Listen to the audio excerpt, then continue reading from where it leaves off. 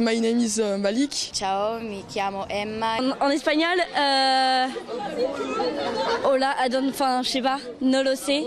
Difficile de maîtriser plusieurs langues et pourtant ces lycéens ont bien conscience qu'il est nécessaire pour leur avenir de parler au moins parfaitement l'anglais. Le problème, l'apprentissage écrit prend souvent le dessus sur l'oral. Il faut arrêter de penser une langue comme une matière.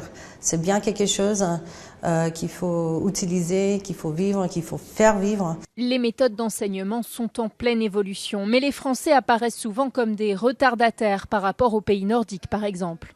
Le danois, le suédois, le norvégien ne sont pas en général parlés en dehors des frontières politiques de ces pays. Par conséquent, la motivation pour apprendre des langues étrangères est beaucoup plus forte.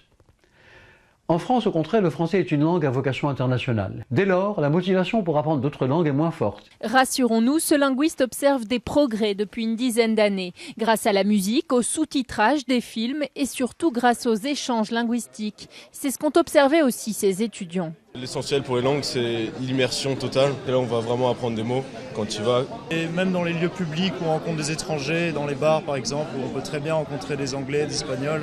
Et c'est là où on progresse le plus finalement. Aujourd'hui, entre 30 et 40 000 étudiants français bénéficient chaque année du programme Erasmus pour étudier dans un autre pays d'Europe.